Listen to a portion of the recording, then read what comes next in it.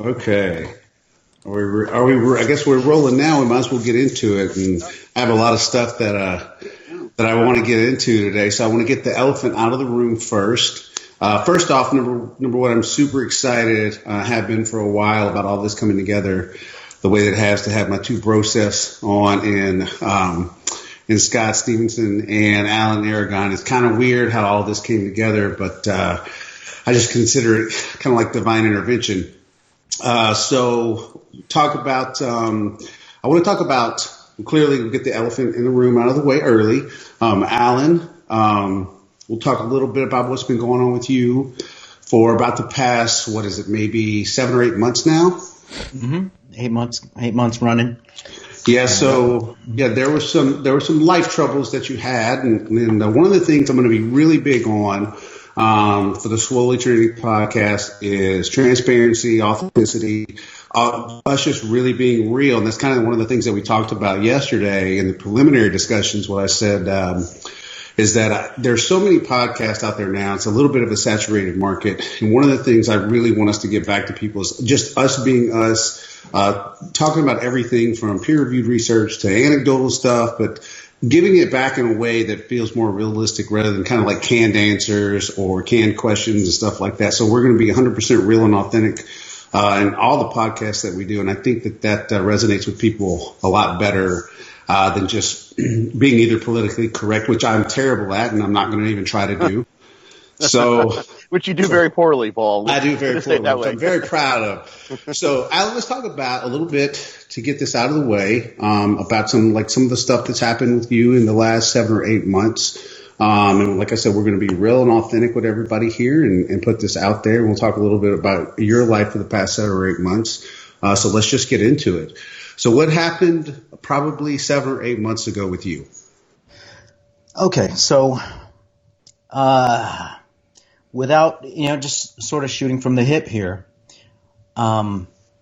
things in my world and within my corner of the fitness industry basically imploded. And this was something that I caused. And the way that I want to put this out, I want to separate the alcohol part from the me doing some bad shit part. Right. It's hard to separate them. It's hard to talking about both, but I want to put it out there initially and most importantly that I messed up bad. I messed up, and just kind of being forthright about everything. What happened was I ended up sexually harassing women at conferences, and one of them came forward and publicly outed the experience, and then 3 others followed, and then things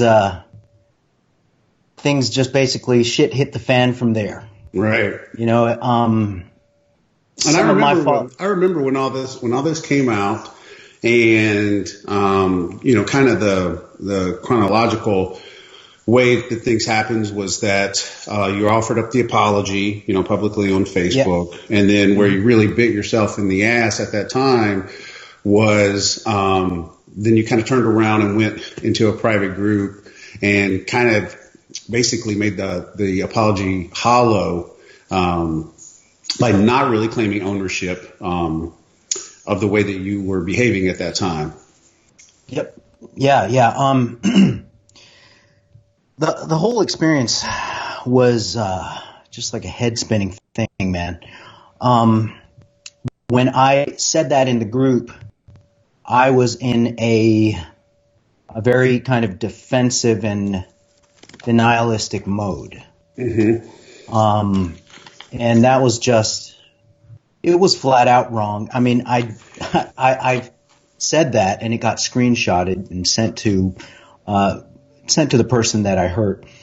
And, it basically invalidated the apology that I posted before it. Right. And that That and in retrospect, when I posted that apology, it was things just freshly happened. I was defensive still. I was in denial still. As we've talked about it, there are certain things that I remember and certain things I don't. And so that made it extra tough for me to own up. Mm-hmm. And so, well, I often say that rationalizing is what we do to suppress our moral consciousness, and that transcends in so many different parts of our life. Whether we're in a period of time where we're currently making bad decisions, or we kind of get called out or busted for bad decisions, and then haven't moved yet into a place of ownership for that in order to kind of turn things around and right the ship yet. And that was during that time. My perception about your behavior at that time was that you were scrambling because you knew this was probably going to be bad, and you wanted to do your best to rationalize that away. And it's kind of a human condition thing. That's what we do a lot of times when the shit hits the fan early, and we're not ready to kind of take ownership of the choices that we made and then the outcomes that those decisions produce. Mm-hmm. Yep, exactly. And so, if you can think of a scenario of just a succession of mess ups that, if you think of worst case scenarios, Dude, I got lots of cases like that, man, of successive bad decisions that led me to I always tell Scott it's like the Hindenburg going down in an oil field. I know all about those kind of decisions. He loves that one. Yeah, that's like if there's a time where you can say I drove the Hindenburg right into an oil field. I have multiple of those in my life. I have tons of those kind of decisions to make. And you and I talk. When we were going through this over the last 8 months, I remember at the time I said, Alan, get off social media, go be with your family. I was like, stop trying to either explain things. I said, it's just making things worse. And, we talked a lot on and off over the course of those months, about what it was going to take for you to right this ship. And I told you then and multiple times, I said, it's apologies don't mean shit. I said, the best apologies you can give is change behavior. Mm-hmm. I said that words don't mean, words matter, but without congruent action, they're meaningless. It's hollow. So, you really got blasted pretty openly for about those things. I even made at the time a status about it, I absolutely never condone your behavior, and said it's not okay. We can get into, I think there were some people that particularly, we talked about context as like everything in life, in my opinion, in order to be weighed equally has to be taken in context. Mm-hmm. And, but what I want to get into is to talk a little bit, in the conversations that we had, the heart to heart conversations we had. I want to talk, which I see the smile on your face. It's a good thing in your life. Some of the work that you've done that we talked about, I said, you got to do the work. I said, it can't be about any bullshit that you write or any bullshit that you say. It's going to be meaningless. So let's talk about your work. Yeah. I'm really proud of you for the work that you've done. And I want you to be able to talk about that too. Yeah. Me messing up that initial apology was kind of a part of the process. It kind of made me realize that a lot of work needed to be done for myself on my end, in order to rectify things, to make amends, to get a better and a better understanding, a deeper perspective of what I did. To develop empathy. That's the biggest way that we end up understanding other people is developing empathy about their own particular trials and troubles and stuff like that. So what was the part you wanted to step into? So we talked about that you could understand empathy for these particular types of situations and this behavior. Yeah. Well, the initial step was to just reach out personally to the women again, and apologize and sort of offer to talk it out, and just really kind of admit that I messed up really bad, not only initially, but also in how I handled it afterwards.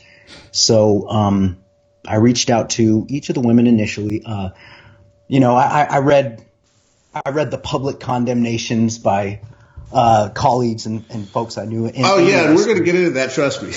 Yeah. And one of them really a few of them stuck out in a painful way, but a couple of them stuck out in a helpful way.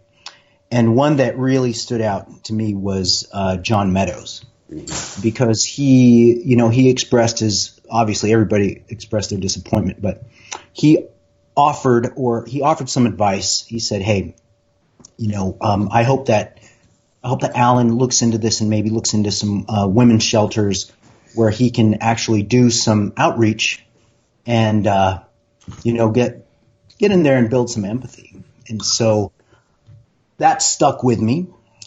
Certainly when I got on the phone with you and you said, "All right, man, well, the work begins now. You've got some work to do." That resonated with me. And from that point, I just started looking into opportunities to help victims in crisis. And so what I ended up doing was getting a volunteer position, a 12-month volunteer position at what people would what people would know as a rape crisis center, but technically it's a lot more than that. This particular human services agency, they deal with the full range of sexual assault. They also deal with domestic violence, human trafficking, and a pretty broad range of abuses. And so luckily enough, I was able to secure a volunteer position. Like I said, it's a 12-month position. Mm-hmm. And I needed to complete a 60-hour training for this position. So I actually completed the 4 weekends, so 8 full days of training. And at the end of this training, I got a certificate as a sexual assault counselor advocate.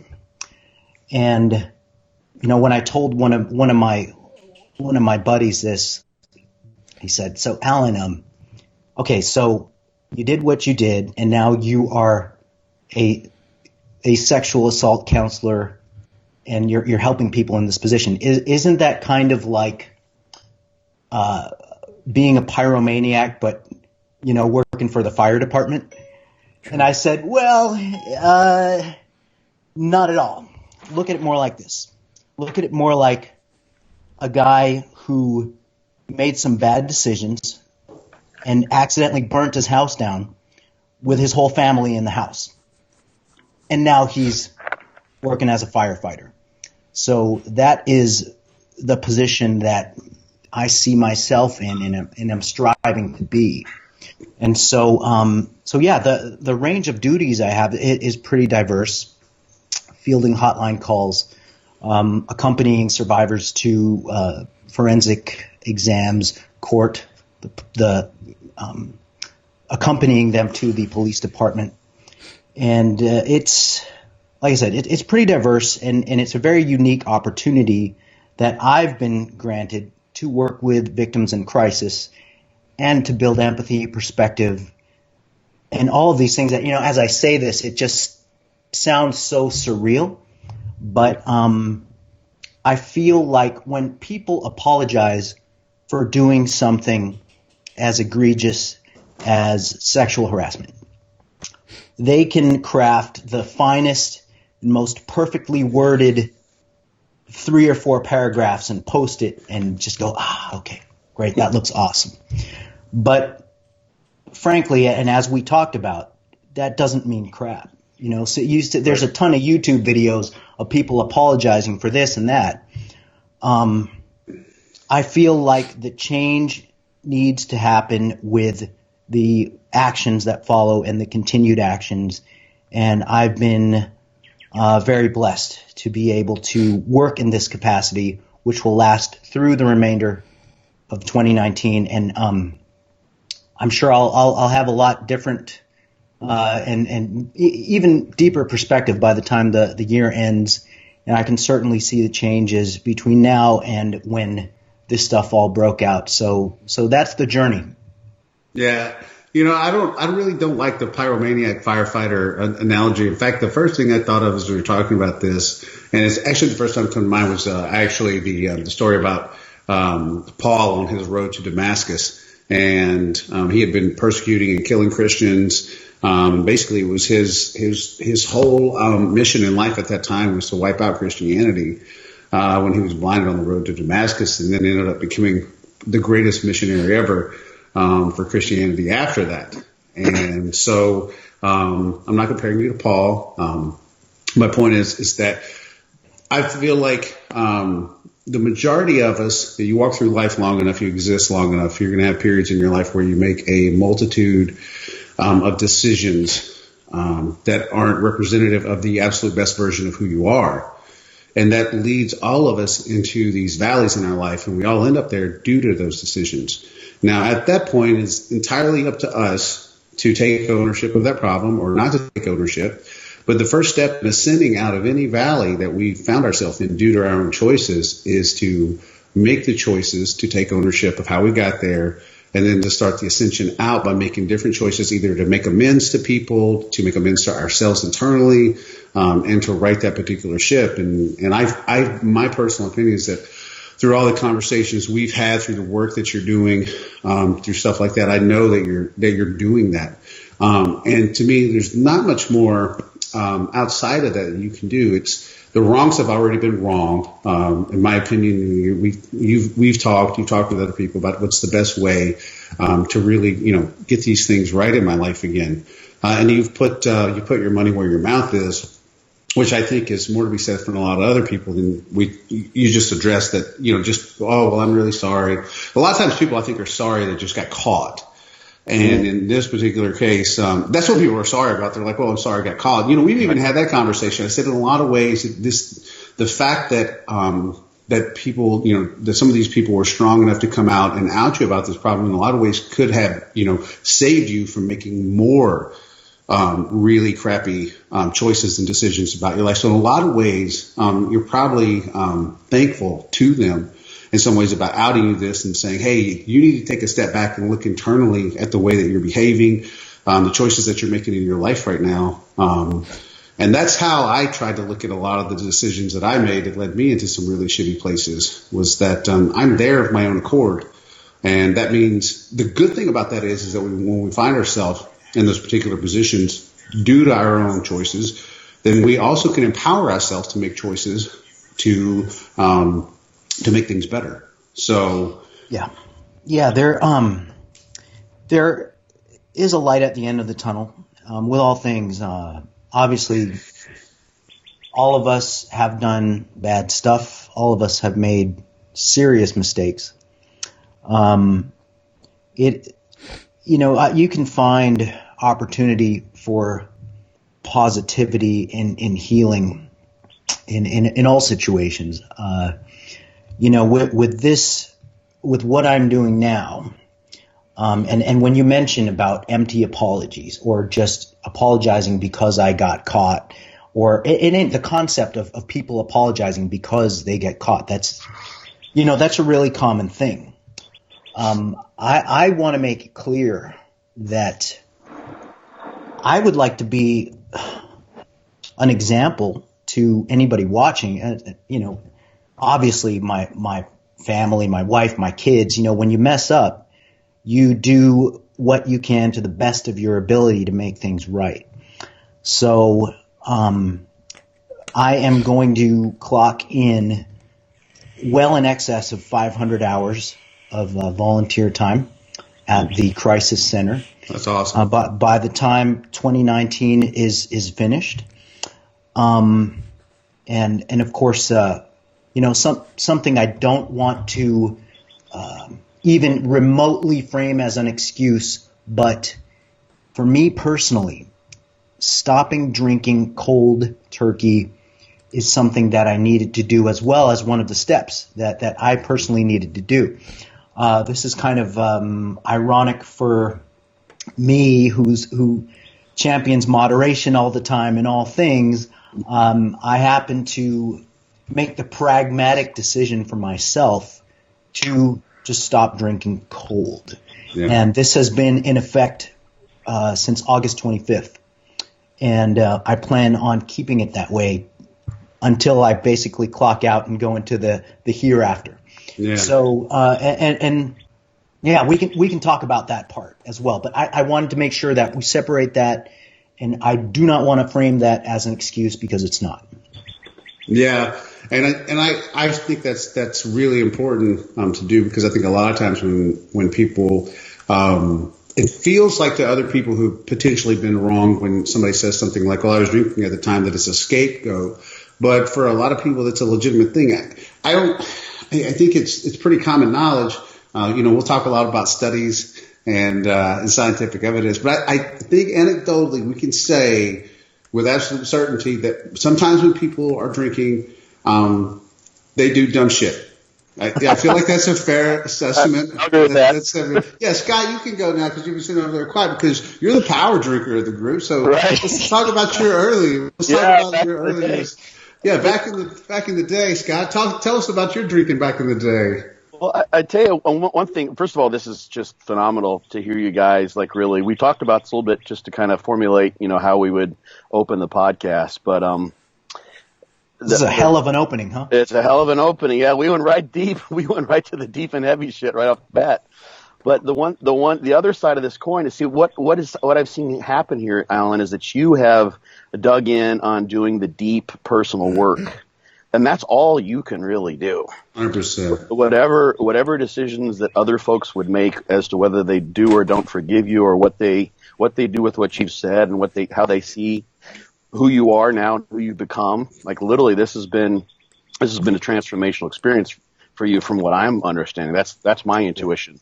I have no doubt about that. Oh, I believe it is, and I'll tell you why, because this is something I said to Alan. You guys know I don't mince my words about stuff. I'm very open. And I said, we talked about a little bit, kind of about Alan's ascension throughout the fitness industry. We've had that conversation multiple times. And I said, one of my favorite stories, people ask, like, how anytime that's ever come up, well, how do you and Alan know each other? I'd written an article on carbs, and Alan didn't like it and called me out. And he's like, "Paul, come over here and debate this." I'm like, "Okay." So it was on social media. So I went over and we debated this article for hours one day. And it was really respectful. And I always laugh about this because Dave Puccinello chimed in and he actually posted, he's like, "This is the most respectful debate I've ever seen on nutrition in my entire life." Because there was a lot of people trying to attack me during that session, but Alan was always super respectful. And that was years ago. And that kind of was, how he and I developed early rapport. And then what I saw, Alan had a really fast ascension through the evidence-based community, through the fitness community, has worked with a lot of big-name guys. And I've always liked Alan for his kind of dark sense of humor and his sarcasm and stuff like that, because I'm the same way. But what I saw happen over the period of time, and I don't know how much of that is interconnected to how much you were drinking in that time either, but it went from where Alan was kind of like a witty, kind of sharp guy to when he would get into it with people, it was more condescending, more hypercritical, more personal attacking. And Alan, I think that being super transparent about this, you even admitted that pretty much did happen to yourself. Yeah. The ego grew pretty exponentially alongside of the success. That generally tends to happen. It's almost like some people can handle a quick rise to success and others can't. And the way that I coped and dealt with it and what it did to me and for me was good and bad. I pride myself on being a really respectful person and just being kind, but there were definite instances online where you feel like you own the joint and you kind of, you talk down to people in a debate. It's almost like sit down and take notes. I'm going to talk now. Yeah. And Scott and I have talked about this on multiple occasions, that whether you like it or not, once you get to a certain degree of kind of visibility within the industry, is like the attitude that is kind of pervasive by a person. Whoever likes them or follows them or finds identification with what they're putting out there, they'll kind of tend to be pliable with their own interactions with people too. And I saw that too. So a lot of people that followed you and really looked up to you, I saw them you had a lot of assholes following you at the time. People who were just very abrasive and inflammatory in their interactions with other people. And some people could say that about me, and that's fine.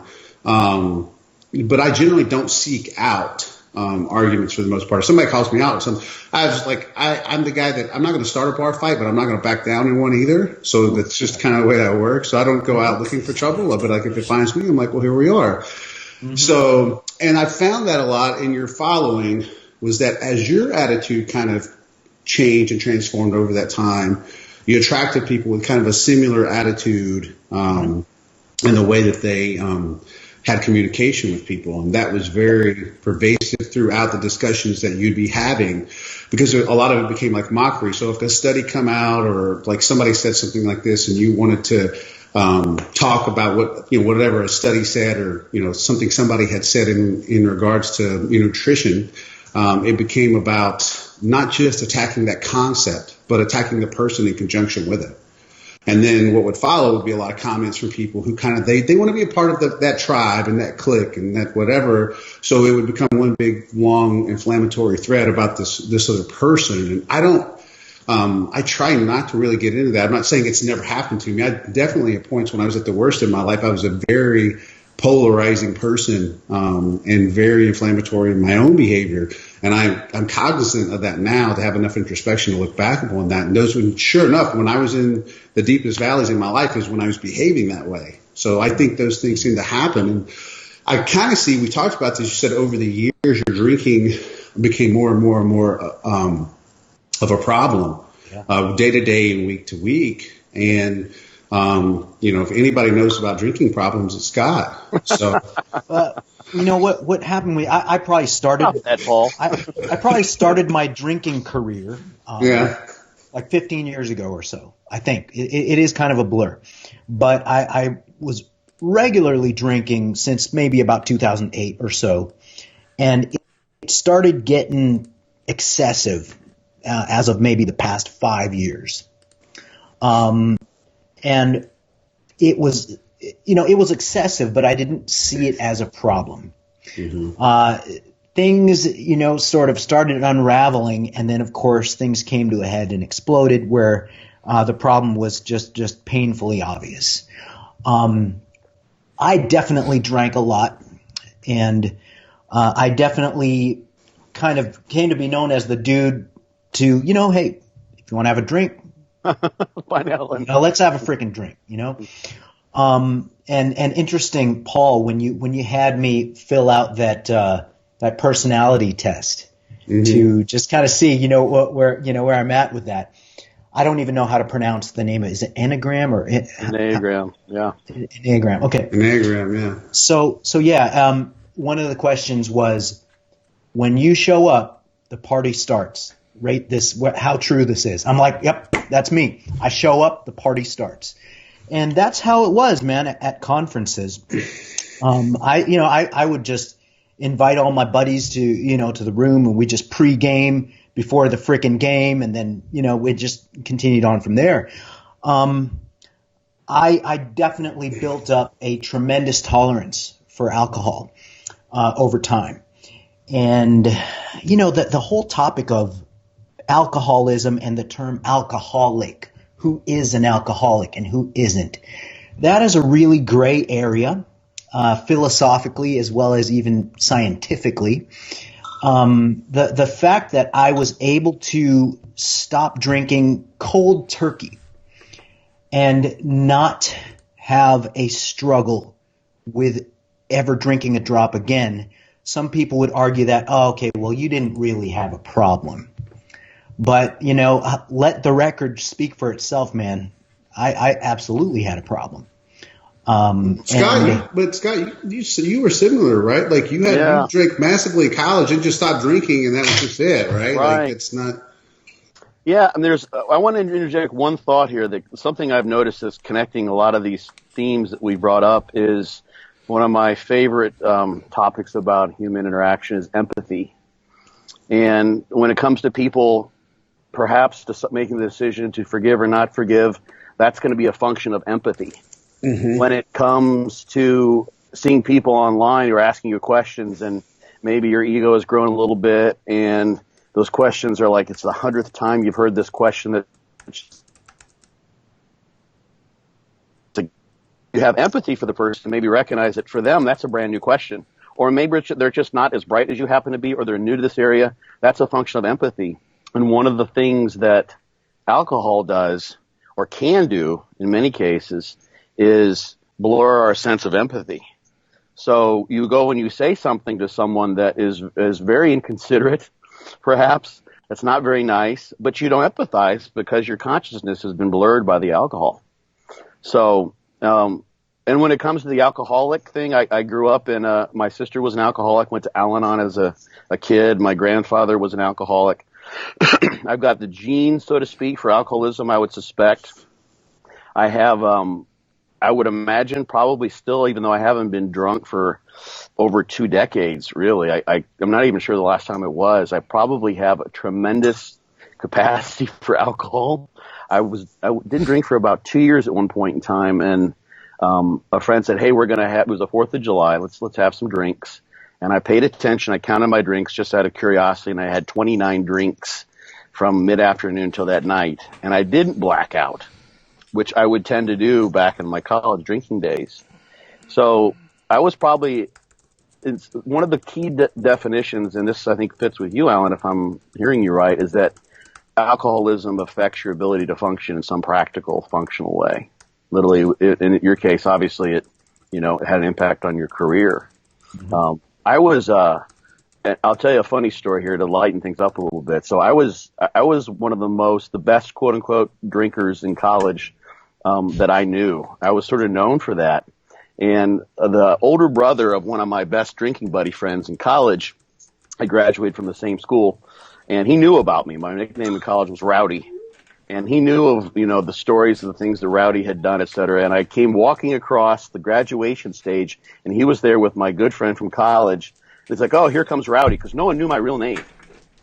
My parents would come for parent weekend, and everyone would say, oh, you must be Rowdy's parents. And they're like, yeah, we're Scott's Rowdy, however you want, whatever. No one knew my name. So I come walking across, and they say my name. This was the story that was conveyed to me. They say, Scott Stevenson, physics, German with a math minor, magna cum laude. And the guy just dropped his drink. He's like, how in the flying F did that guy make it to college, much less end up doing so well? Well, I was somewhat functional, but I was an extraordinary drinker as well. And I did the same. You're gifted. Yeah, there you go. Those were my superpower was drinking, and I managed to make it to school at the same time. But I did the same thing when there was no longer a social context for drinking and just sort of, lubricating the fun and games of being young, dumb, and stupid. I just stopped drinking, and there was never any urge. There was no real reason to do it. It didn't in any way serve me. It wasn't any fun to go and drink in that way. And no cravings, no nothing. There wasn't like, oh God, I feel like I need a drink. For me, it wasn't a quote unquote covering strategy where I was trying to suppress something or hide something away. It was just something that just made things more fun. So I just put that away. And this is just me basically substantiating that you can just stop drinking and not like what you're saying can be very, very valid because I did it and I still have no urge. I don't even really like the feeling of being buzzed because it takes away my ability to sort of see things clearly and engage in conversation, and it takes away my empathy too. It's like someone's just, put some glasses on me that disallow me from seeing things clearly. It's funny you bring that up. Like that was one of the reasons I never really got into drugs. Is like I always felt like my normal state of consciousness was going to allow me to actually experience things, in a more, real way than altering my reality through something and experiencing that way. And it's you and Scott, we've talked about this. It's kind of like the whole pot, like pot's so like everybody talks about weed now. I got to be honest with you, it drives me fucking nuts because the people act like, like no matter what's wrong with you anymore, it's like just smoke some weed and it'll fix it. Like, and I get it. There's some, there's some medical uses for weed for migraines or anxiety or stuff like that. And that is true. And it works for some people. That never worked for me. When I smoked weed, I had anxiety out the ass, and I've talked to, I don't know how many other people that said the same thing. You and I talked about that. You smoked weed. I did not feel good. It was terrible. Mm-mm. And people were like, well, you didn't get the right stuff. I'm like, dude, I smoked weed quite a few times. Okay. And every time I smoked weed, I had terrible anxiety. I felt horrific. I always feel like, look, man, if you're actually trying to cultivate enough amazing life experiences, you don't need drugs. You don't need drugs. You don't need alcohol. Weed is cool now. Weed is the cool thing. I mean, weed is politically correct now, especially after legalization. And I'm fine with legalization of weed. I just think like people overstate the shit out of it, right? Like, it's like it doesn't fix everything. Like there's just people like smoke weed. I'm like, no thanks, man. The claim of weed being non-addictive, that's a very common claim. Yep. But, I'm sure you guys have friends, and certainly I've known several people in my life wake and bake, man. We talked about that a little bit this yesterday, and I think when we talk about addiction in any form, one of the first arguments that tends to be by people is they want to say, well, there's, it's not physiologically addictive, but I always make the parallel that, well, neither is gambling if you want to go down that route, but there are people that are clearly addicted to gambling.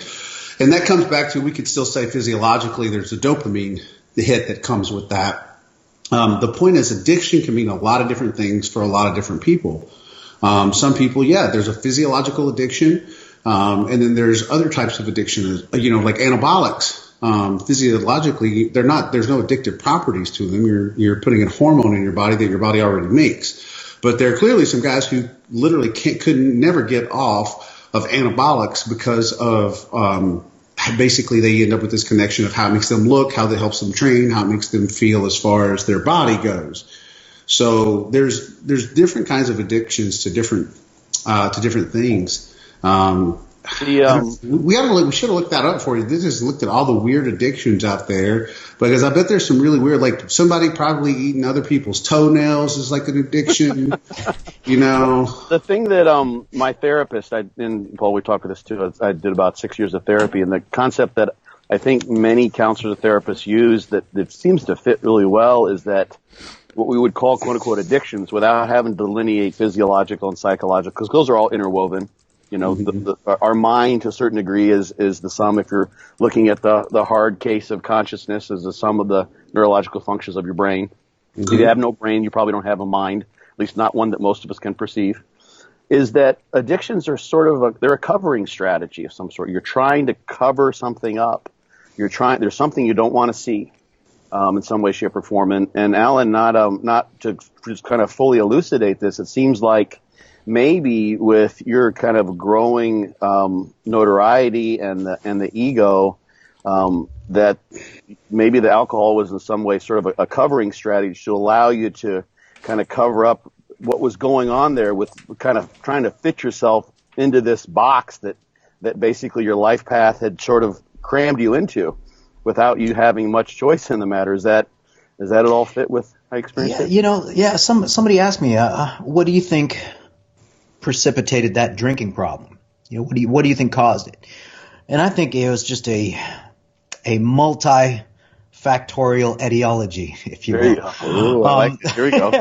Okay, now we're getting to the real deep shit. Here we go. So I think that maybe the most concrete thing was the stress of work combined with the stress of family.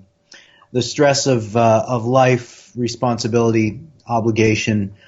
Coming up in the fitness industry, everybody dreams of being in very high demand. You want everybody to be calling you and nipping at your heels for this or that project. And when that finally happened, you're not trained to turn shit down when you're already stacked up to the gills with projects.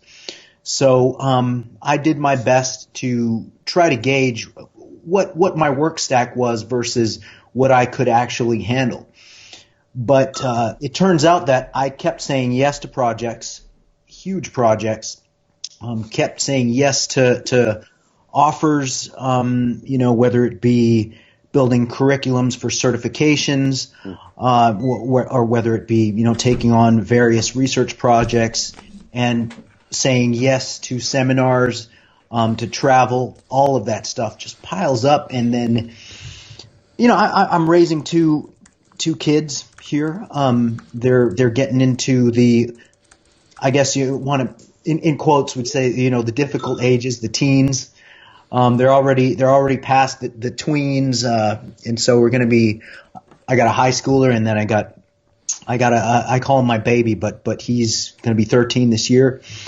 All of that, just cumulatively, the demands, the high demand that I was in. Thank God, and you work for this all your life. I just kept biting off more than I could chew. And I ended up using alcohol as a coping and escape mechanism. That was actually going to be the two phrases I used. It became an escape and your coping mechanism. Yeah. Rather than learning how to manage your stress, which means you actually had poor boundaries in your life because you didn't know what to say no to, and you didn't know how to balance the stresses in your life so that it was manageable for you and the people that you kept within your circle. Well, I used alcohol as a way to escape the stress of deadlines, to escape the stress of, any kind of stress that I could put a Band-Aid on. Alcohol worked pretty well for that. And so it just, you build a tolerance over time. Your alcohol dehydrogenase system and your microsomal ethanol oxidation system starts I'm just kidding, guys. I'm not that. Ethanol oxidation system. I like that. And so, I started building up a tolerance over time, using it as a coping mechanism, and the dose required to escape and get that buzz kept increasing. And I'll tell you what, man, stopping cold as of the last 8 months has been a bigger freaking trip than any, drunken episode I've ever experienced. Sobriety is, in reality, that's my new drug. There's a saying, I don't know who to give credit to, but when you stop drinking, you start thinking. I thought that's elegant and very memorable. Now, I'd never become one of these guys who preaches everybody should be sober all the time, never drink. I would never preach that.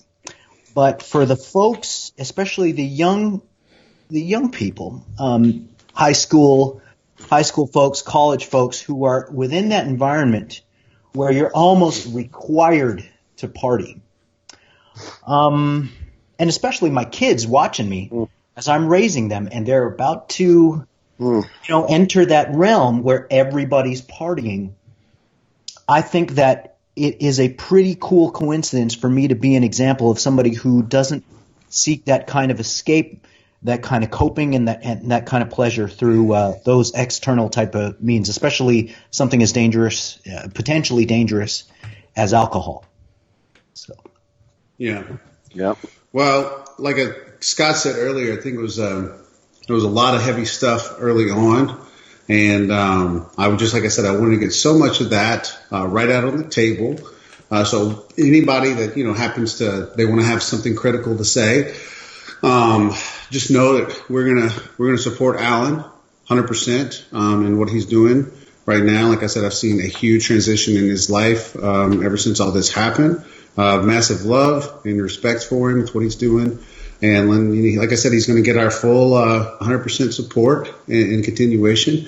What I'm not going to support him on is like when it's time to transition. I want to transition into more fun stuff, more good topics that everybody know what to do. It's like now I'm gonna talk to him about the shit that I'm really pissed off with him about. Wait, before you launch into that, my brother. Before you launch into that, I want to just take a moment real quick. I want to formally and sincerely apologize to the people that I've hurt.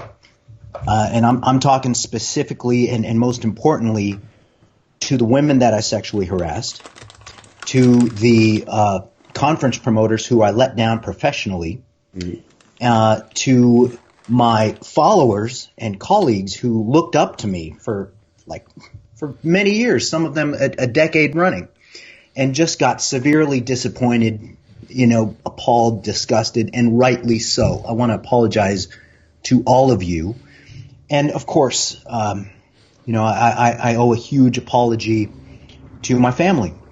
And I want to send a thanks to the women who had enough courage to come out and come forward, with their experience, because it, like you said, it ended up changing this really bad trajectory that I was on, and it ended up potentially saving my life. So I owe thanks and I owe apologies as well. And lastly, before we shift gears here, I want to make it very clear that I do want to make amends, and making amends will be just basically a daily thing, a daily journey from here on out. And I want to make sure that everybody I hurt knows that my door is open. Whatever way that you want to reach out or communicate, I'm here. It's not a closed door thing. And yeah. Dude, that's absolutely beautiful. Like I said, Scott hit on it earlier. I think it really comes back to you can only do what you can do. You can only put the work in and do the things that are right. Put the action into effect for your life every day. And it's really up to other people to decide what they want to do with their own internal feelings. And you don't have any control over that. And, forgiveness is always a great thing that you get from somebody that you wronged in your life, but it's not always something that can be expected. And the best thing that you can do is continue down the path that you're going down. Now, I'm really proud of you, man. I know that you've had a huge turnaround, and not everybody can say that. That's what I mean is people that go out and make a lot of bad decisions. A lot of times they just go and continue living their life and don't do the work that's required. But I'm really proud of you, man. You know that I love you. And I'm glad that you're here with me and with us. And I know Scott is too. And I know that we're gonna have a great time. And I think it takes a lot of guts and a lot of courage to come out and talk about the things openly, stuff that a lot of people don't want to do. So like I said, you're going to have our support 100%.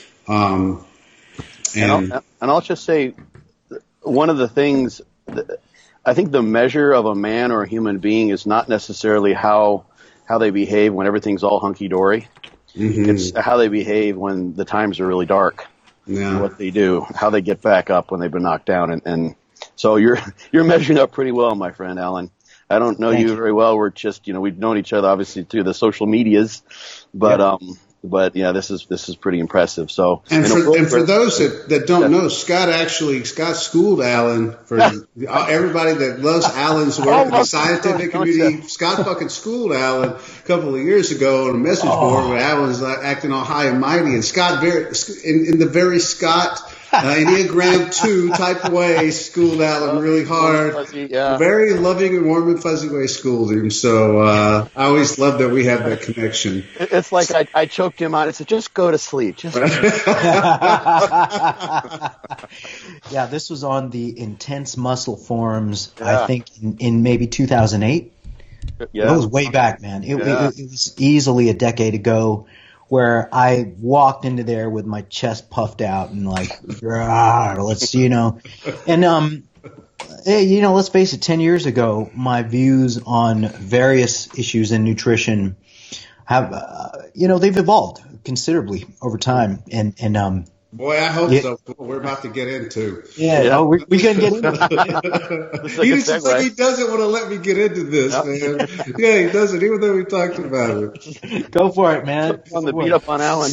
Yeah, it's time to beat up on. Okay, so for those who don't know, this is a great thing. One of the things I'm excited about with Alan is essentially the godfather of flexible dieting. Of if it fits your macros, right, Alan? I mean, that's pretty much the case. Don't be modest in this particular point. Like you're the godfather of flexible dieting, right? Well, let me put it this way. Lyle McDonald gets credit for bringing the flexible dieting concept to the at least, kind of the seedy corners of the internet, right? But I was instrumental in the whole if it fits your macros variant of flexible dieting. Right. So we just want to give Lyle. Let's not exclude Lyle by all means. I don't want us to be the subject of a 3-part series talking about why we're all such dick bags. So let's so as far as the if it fits your macros, that was your baby. Yes, that was the baby of myself and a couple other dudes on the bodybuilding.com forums. Absolutely. It was on the forums. You actually made a video back then. I think it got so big it ended up exploding in this thread, right? Yeah, I did make a video a while back kind of explaining that, and the people who have been following me know how the If It Fits Your Macros story came to be, but for those who don't, it was just simply an abbreviation, an acronym that we made, just so we wouldn't have to say if it fits your macronutrients, go ahead and have that food, because people would ask, okay, I'm cutting, is it cool if I have red meat, or do I have to stick with chicken breast? And we're like, oh, okay, well, there's, there might be some more fat in the red meat, but as long as that fat fits within your fat allotment, within your macronutrient target for that particular macro, then yeah, red meat's fine. What about fatty red meat? That's fine. If that fat in the meat fits within your target for the day. Just use and the then acronym so imagine simplify your answers. Yes, bro. Imagine going from that to just eat a bunch of fucking Pop-Tarts for your carbs. Okay, over time, and this is something we haven't talked about yesterday. I wish a lot of our conversation could have got recorded yesterday because it was fucking gold. But a lot of what has happened is anytime something is generally a good idea in the fitness industry, whether it's training or nutrition or whatever, it gets bastardized over time and becomes a completely different form of itself. Overly simplified many times. Yes, or they'll take one construct out of a theory or concept, and then base the whole principle of what they're preaching around that one part, missing the all the other facets of what makes it work. So what has happened? What the fuck has happened if it fits your macro over the last few years, Alan? This is all your fault. So I'm just going to blame you for all these. I'm going to blame you for all these slides and all these really shitty ass memes that we're going to put up here. So let's Scott, like on Joe Rogan, he calls him Jamie. Scott, put that one slide up with the fucking donuts and the chicken salads. I want to start there. I want to get that piece of shit abortion of a meme out of the way because I want to look at that one. Alan, this is all your fault. This is when things go 0 to 100 real fast. Yeah, here we go. I want to get this shit up here because it's up. Shit. It's up. All right, it's up right now, so people can see this meme. They're looking at this. I want to see what this looks like. Okay. There's a little delay if you're looking on Facebook. Yeah. Okay. So if people are looking at this, we all have this. This particular one this is the donuts and the chicken salad, right? Mm-hmm. Okay. So basically, if you're looking at this meme, we looked at it yesterday. This is all Alan's fault. So it's 400. So 480 calories from 2 donuts is basically the same as 490 calories from a grilled chicken salad, or basically a McDonald's Southwest crispy chicken salad. Okay. And then we looked at the guy, and I don't know if we used the meme with the particular dude who actually posted that one. But I want to go over, and I'm not singling him out. I'm not calling him out because I see this shit all over social media, and guys write this up. And the guy says the purpose of this is to simplify fat loss for you. When picking food to eat on your weight loss diet, you can eat any food you like and still get fantastic results. That's another debatable sentence because that brings in the law of individuality too, right? So provided the foods you eat meet your calorie requirements.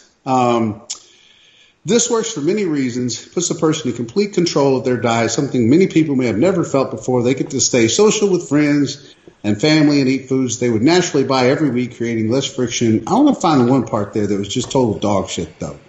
Here it is. When creating programs for my clients, I don't do any meal plans. Instead, I give a client a calorie target and let them start to choose what foods they want to fit into their calories with just a few other guidelines. Nowhere in this whole diarrhea of a post that this guy wrote did he actually even mention the fact that the only way named diets line up equally is if you factor protein and calories in at the same time. So, like we talked about this yesterday, is like as soon as you remove the protein equation, it changes. So, if you have one diet of say 3,000 calories with say 200 grams of protein, and another diet that's 3,000 calories with 90 grams of protein, the outcome with those diets is probably going to be very different. Mm-hmm. And so, this is how it's gotten oversimplified, I think, over the past few years, is that when people say body composition, the only thing that matters is calories. That's an absolutely oversimplification, and I don't believe it's actually correct. Is that calories are all that matters.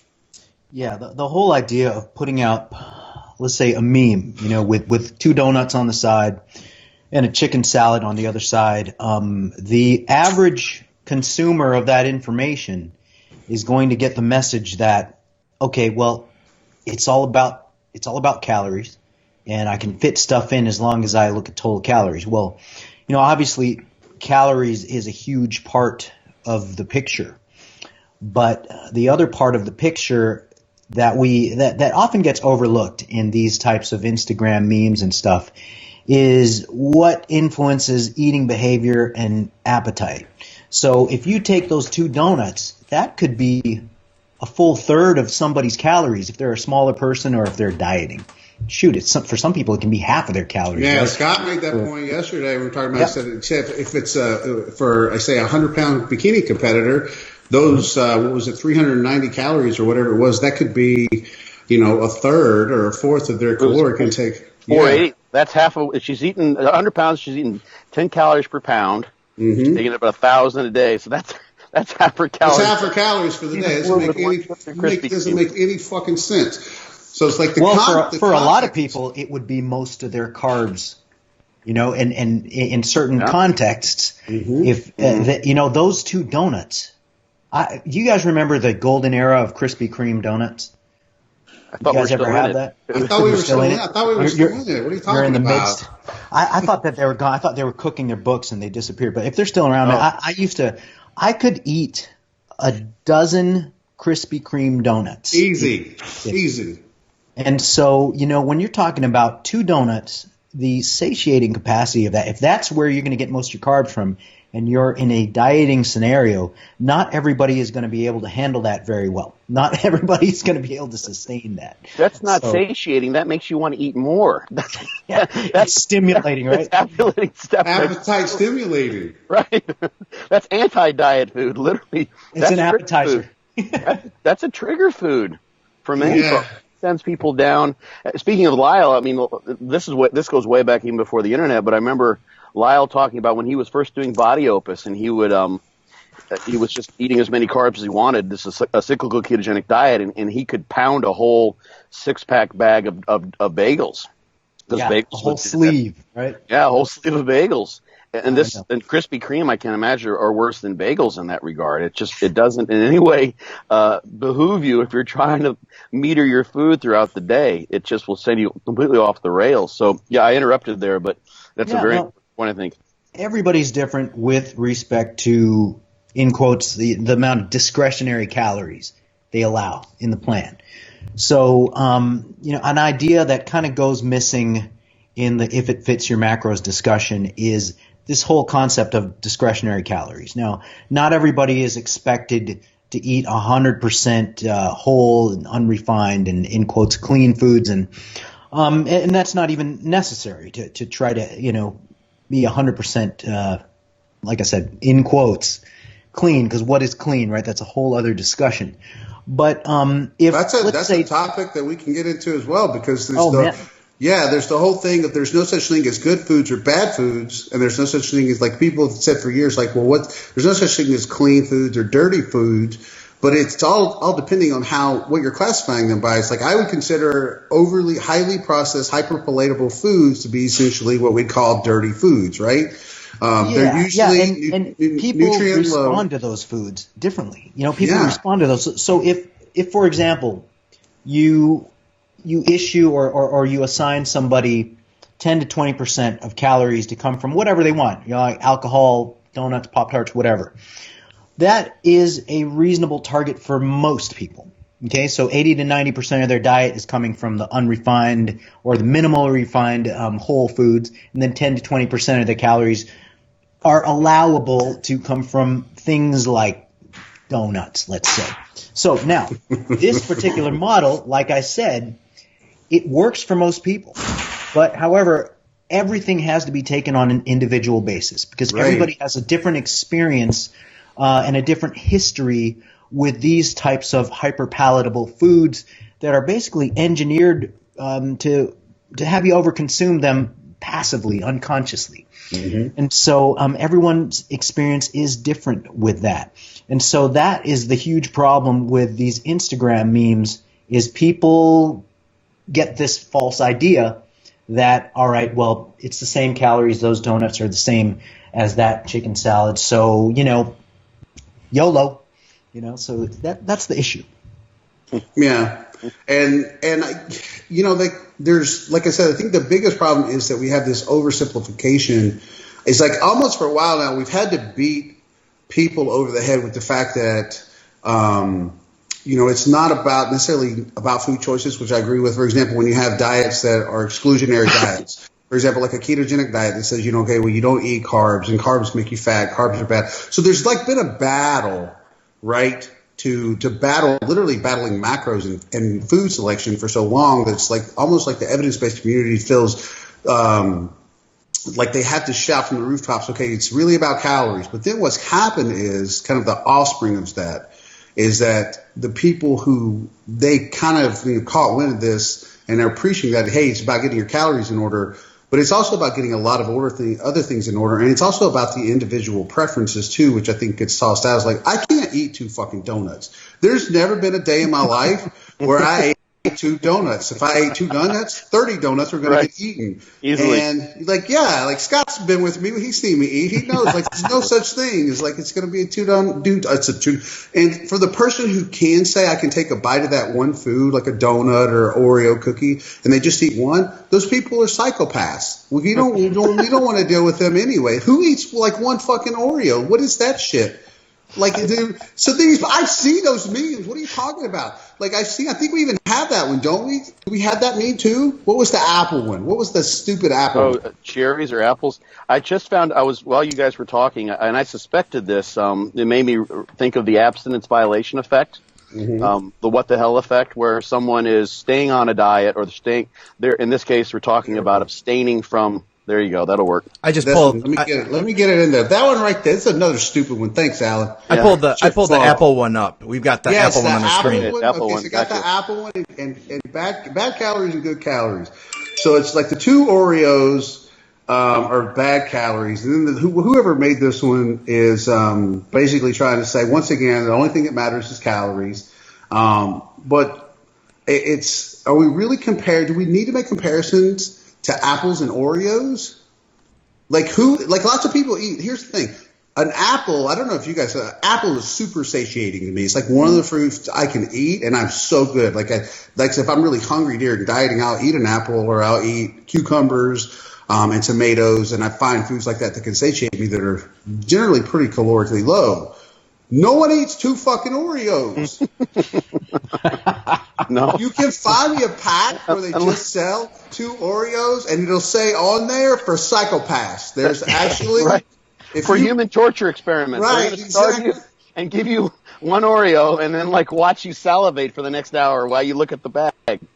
Yeah, and I think it also comes back to your goals, right? For example, if you just want to get relatively lean, and I mean get into that, say, 12% body fat range, 12, 13, 14%, you have a lot more room to play with in terms of your food selections to get there. So for a lot of people, they do just want to lose weight, feel better. They're not trying to get shredded. If you're trying to get shredded, there's a lot of shit that goes right out the window in terms of studies and science and stuff, because we don't have a lot.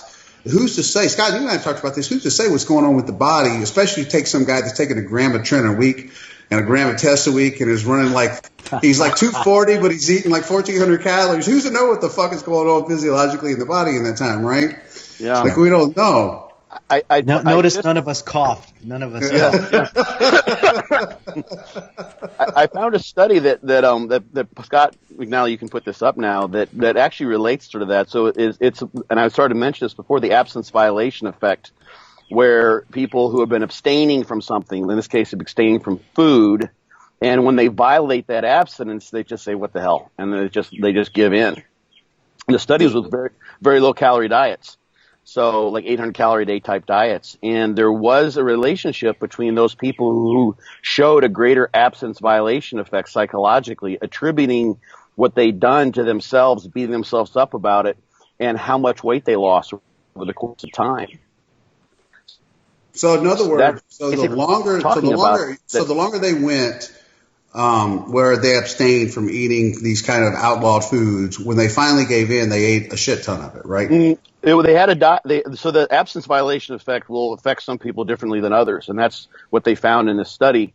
Some people, they fall off the wagon, or they have an Oreo or two, and they're like, okay, I'm fine, put it away, burn the Oreos, and I can keep going. Some people, they're like, screw it, and they eat the whole box or the whole bag. Yeah, that's a true absence, but that would be the Paul Carter effect. They just bring both for it in bed. And there was obviously a relation. There was a relationship here, just a psychometric relationship between the extent to which people had that internal shift that comes with the abstinence violation and how much weight they lost. And that's the thing that you risk by tossing in these flexible dieting foods. With some people, it won't work for them if they don't see that as, if they see that as a violation of their abstinence from good food. Mm-hmm. It could potentially impact them psychologically in a way that sends them off the rails. Oh, dude, I'm totally like that. I'm totally like that. Very important, I think.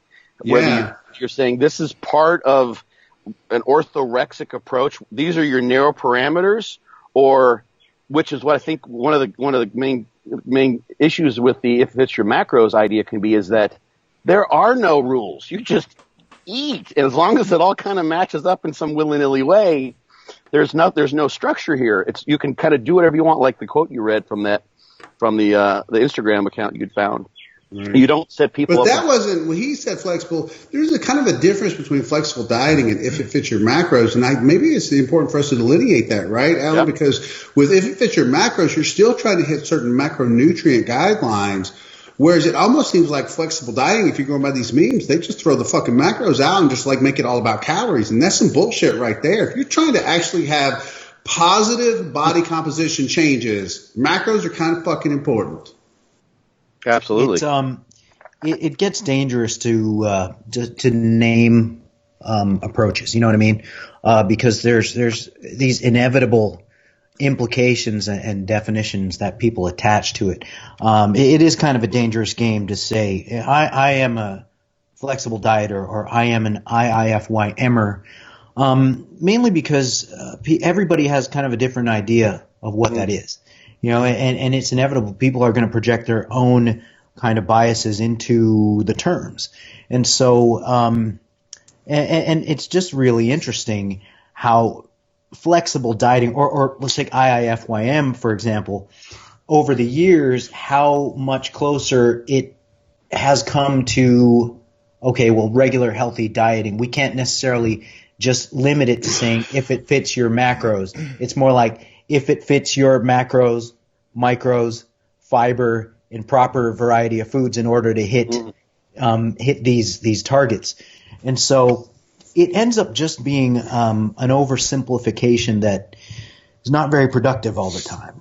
So that's the issue with that.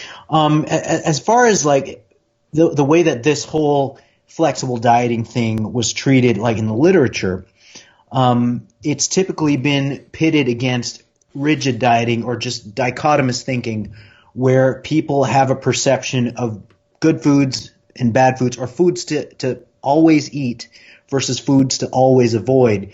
And when that's compared with a model where there is some wiggle room for indulgence foods, then typically the latter model ends up providing better results to the general population. Absolutely. But, no one has ever said you have to eat 100% this way. This is your list of foods, and you are never to deviate from this ever.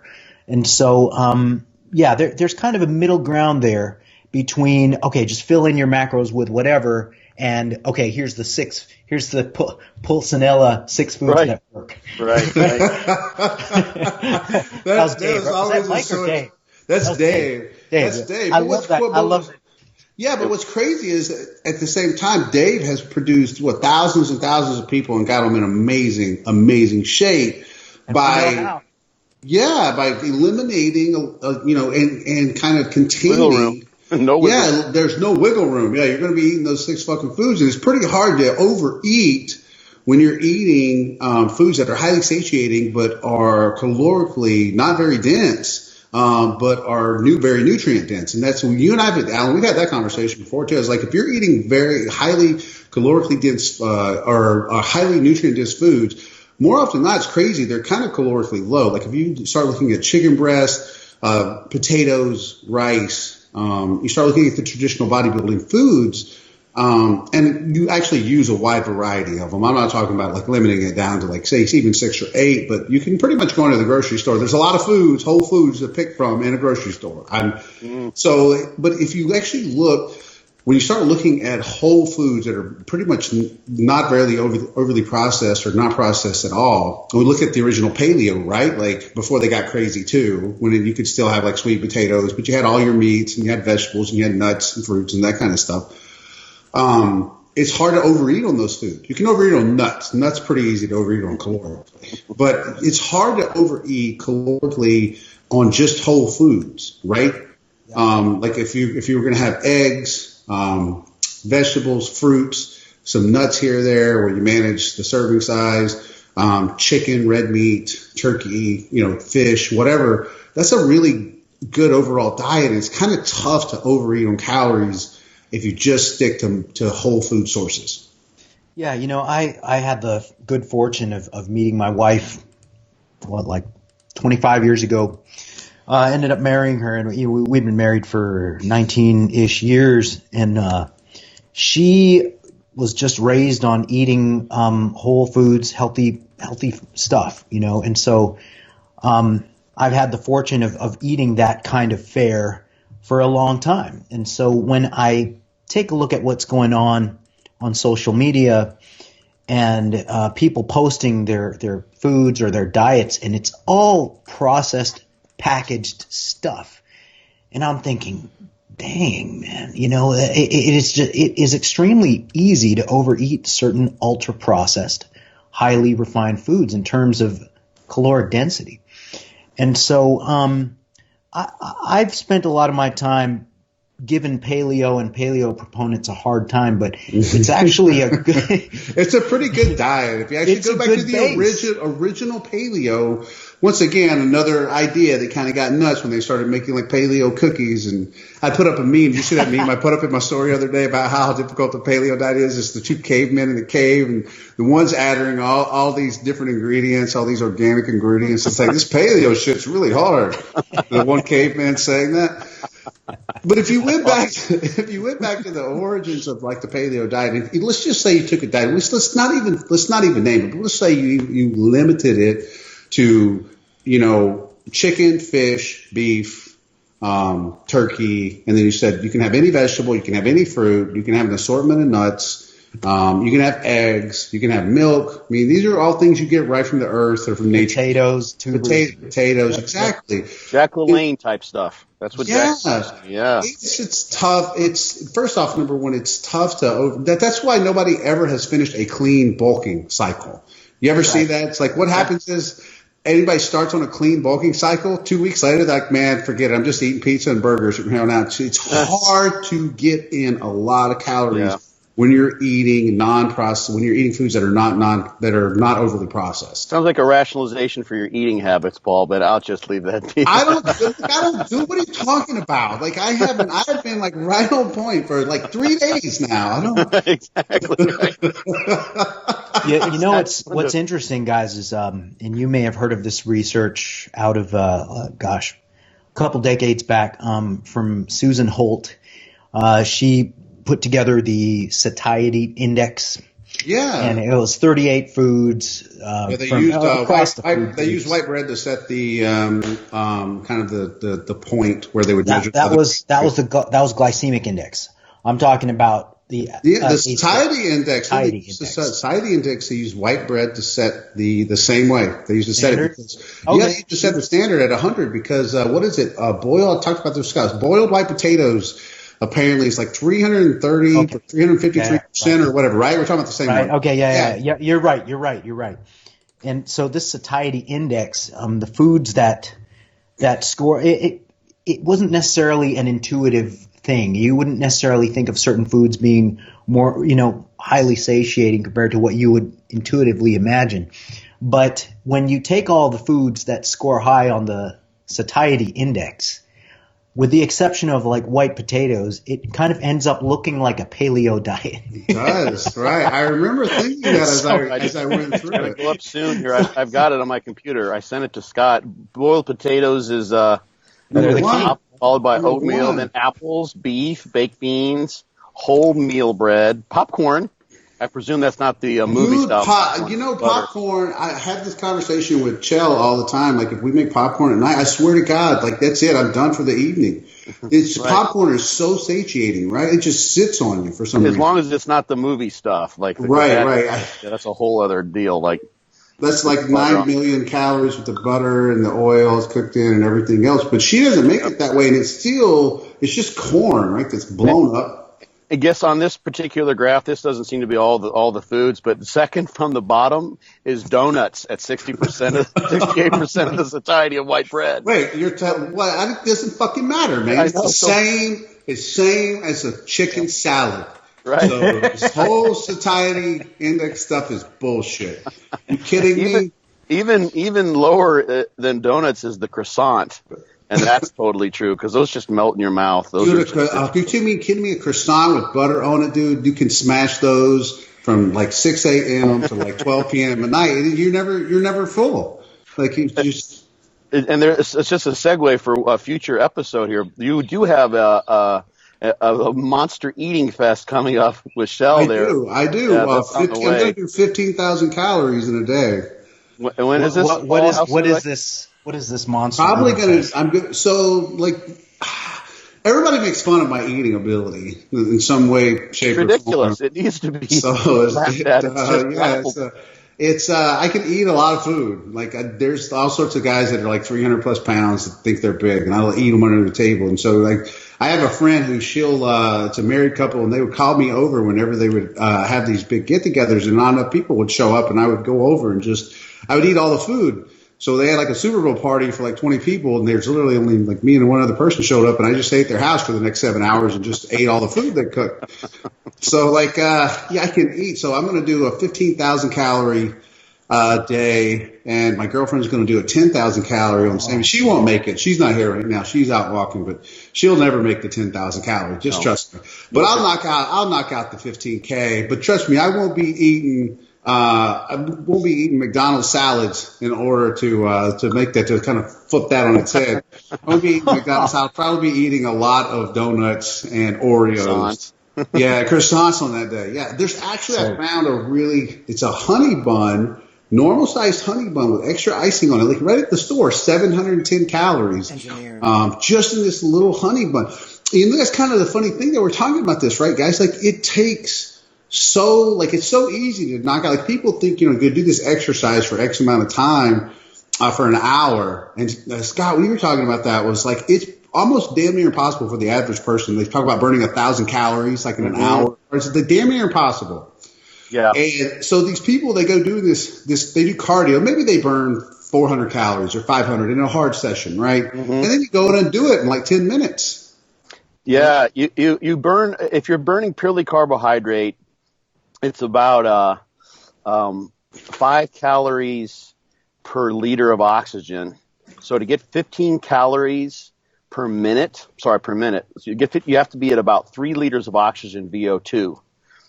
And so if someone has then a lactate threshold, which is about as hard as they could go for an hour, they'd be at about maybe 75%. So they'd have VO2 max of 4 liters per minute. That is going to put you in the top probably 10% of most people. Either you're just a really, really big person or you're extraordinarily aerobically fit. People aren't burning, they're not going that hard at lactate threshold for an hour unless they're an endurance athlete. Your average person who buys some exercise device off an infomercial they saw at 2 in the morning when they were scooping into their Haagen-Dazs and feeling guilty, there's no way. There's no way it's going to possibly. It used to be my pseudo wet dream to be like the court-appointed expert, so I could run through the bioenergetics of how much of a scam it is when they used to sell some of those exercise devices with that idea in mind. Yeah, so these people who are going to a lot of these high intensity interval training classes that are like an hour, and they're like, well, I burned 1,000 calories down at whatever class. I'm like, some of them are really fit, but now some of those, like there are cardio machines out there who could get pretty close, but that's cranking. That's really cranking. For an hour, though. It's like for a solid hour. It's really freaking hard to do. Yeah. Like a person to do that. Say it again. Yeah, no, I think that's really freaking hard to do. Yeah. It's like incredible. Like you got to be like in you have to not necessarily be an outlier, but you kind of have to be at that pinnacle of your own personal cardio development. But you kind of have to have the capacity to hit that kind of endurance, that maximal power output and endurance kind of at the same time. Mm-hmm. So, couple those just sort of laws of energy expenditure that apply to most people, with the fact that you can go down to your local gas station. Is that where you found this atrocity? I found it at the grocery store. It wasn't even at the gas station. If it was at the gas station, I would say be apropos, but it was at the grocery store. So you can undo a whole hour of cardio with just one of those 7 minutes Frank and honey bun things. Yeah, whatever. Less than 7 minutes. I could eat that thing in 3 minutes. You could. I ate that thing in 3 minutes, and that's what people aren't cognizant of. That actually kind of leads us into a little bit of a segue. The other part we didn't talk about that we hit on yesterday was protein consumption. This has kind of been actually all of us, we've hit on protein consumption quite a bit at various times. And one of the things this comes up pretty often. Anytime I have an article, I'm sure it has come up with you guys. When any guys have asked you about protein, your protocol. And Al, one of these on the book, you said, and I don't want to give any names, but a professional bodybuilder claims to be natural, whether he is or isn't, is irrelevant, but he claims to be natural. Talk a little bit about kind of the conversation we went over yesterday. When you were talking to him about his protein consumption, it far exceeds any of the recommended guidelines, even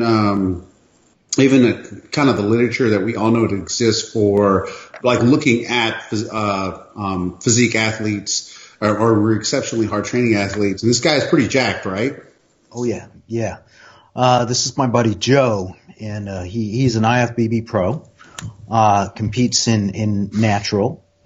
And he, like a lot of competitors, pretty much ignore the so-called limits of effectiveness as far as protein dosing goes. So in the literature, you rarely see protein dosing causing lean mass gain or greater muscle gain beyond like the 2-ish grams per kilo. So even when you talk about, the traditional guideline of a gram per pound, as far as the researchers and the science community is concerned, that's pretty much the limit. Now you take somebody like Joe, and he is consuming 1.8 grams per pound. So he's consuming 4 grams per kilogram of body weight.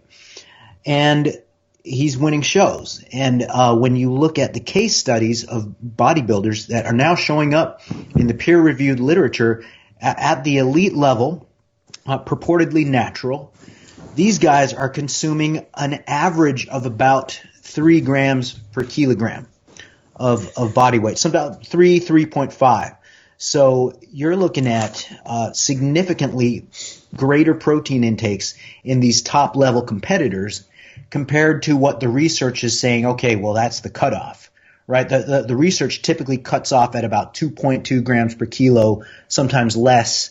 And even 2.2 is reaching at sort of the outlying high end But then you look at competitors and you kind of look at what's going on in the real world. These guys are blowing way past that. So it's either they're just overdoing it or there's something to that, whether it be a greater satiating effect that helps them through the dieting process, or whether indeed it helps them retain more muscle through the dieting process. But he's like, 4 grams per kilo. What, Mm-hmm. Yeah, so basically he's like 2 grams of protein per pound of body weight, something to that effect, right?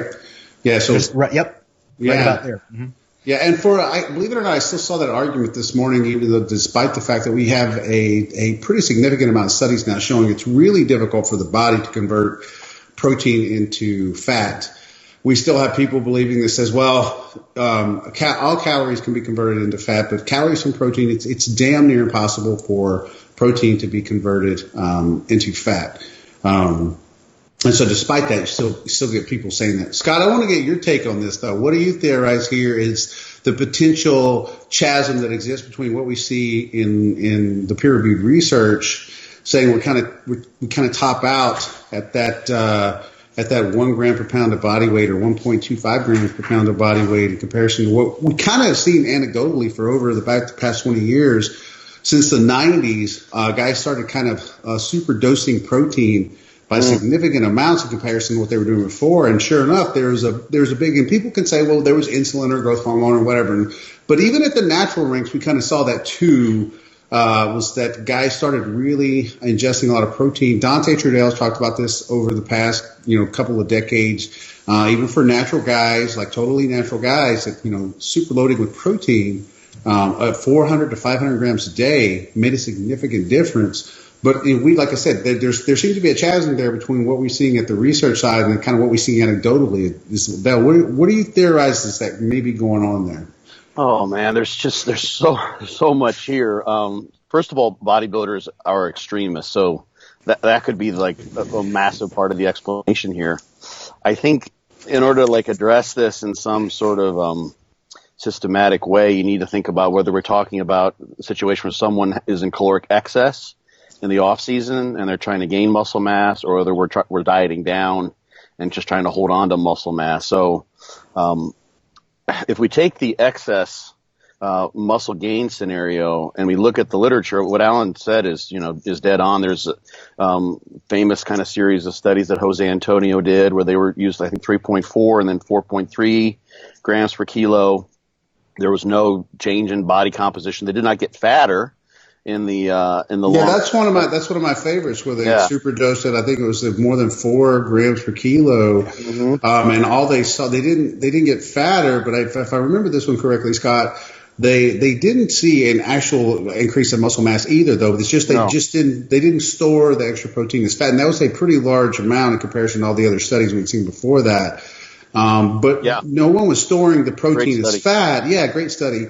Nobody was storing the protein as fat. There was 2 groups, right? There was the control group, and then there was the group that was eating protein of more than 4 grams per kilo, right? And in the group that had the higher protein, that was what we saw. There wasn't any difference in more adipose accumulation. Both of them basically turned out to be the same. And wasn't that right? That's basically it. Yeah, it was sort of immaterial to body composition changes, as best I recall. So there's 2 things there. One, of course, if we're talking about enhanced athletes who are, they're on gear, that's a different scenario. Experimentally, there could be something going on there that's enhancing the way in which they could use that protein. They're going to be making gains at a more rapid rate.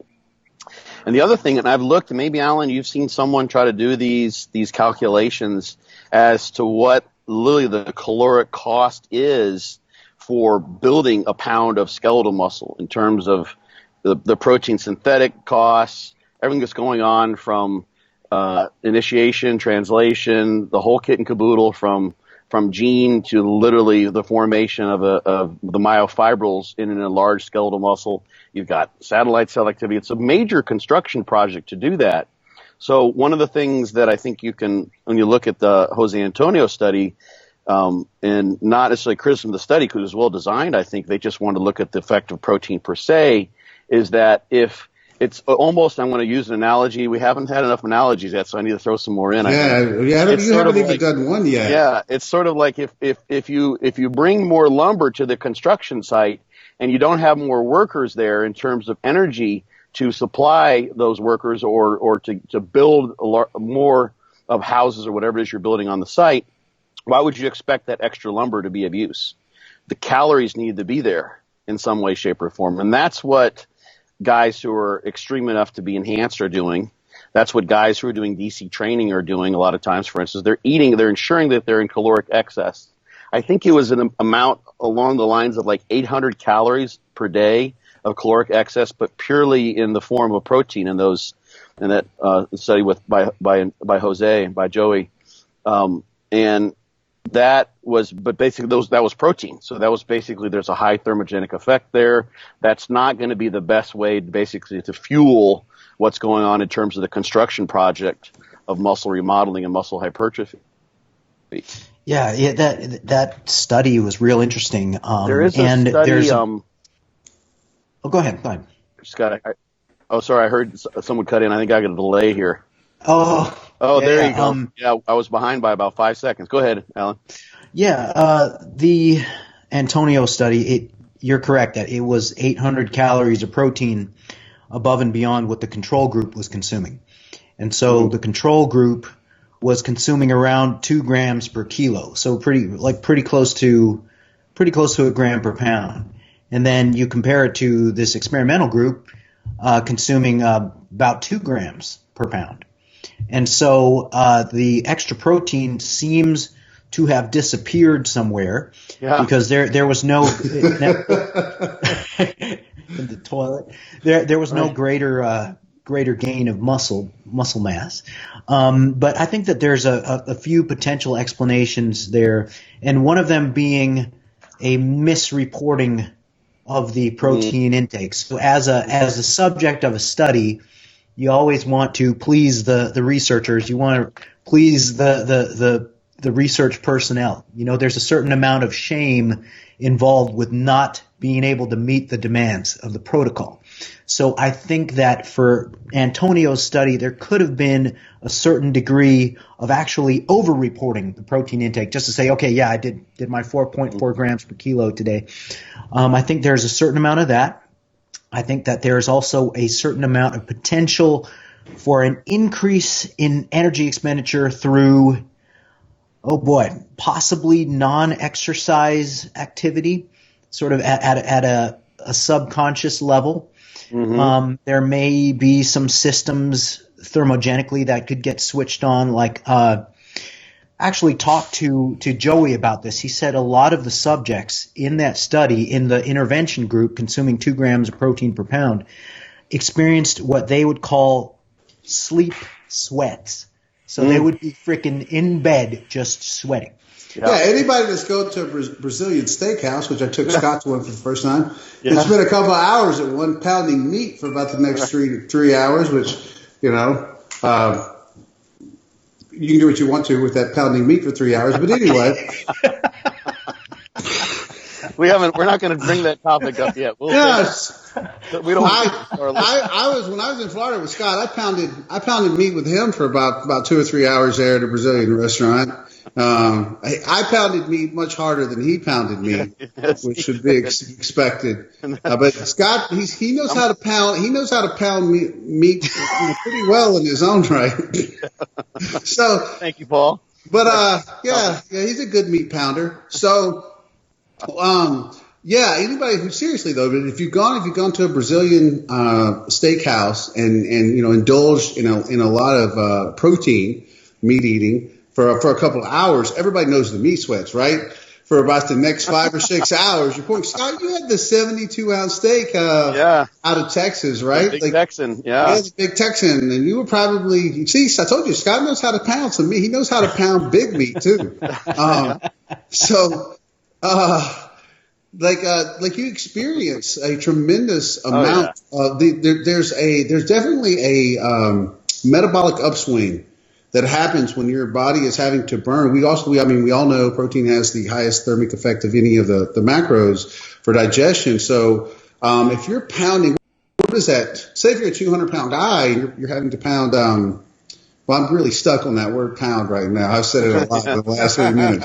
But if you're having to eat, if you're a 200-pound guy and you're going at 2 grams of protein per pound of body weights, 400 grams of protein in a day, what is it? Something to the effect of 30% of the calories in protein go towards digestion, right? Mm-hmm. So if you do the math on that, 400 that's 800 extra calories came out of protein, which means 160 something to the effect of 240 calories of that just goes towards the digestion of said extra protein, give or take, right?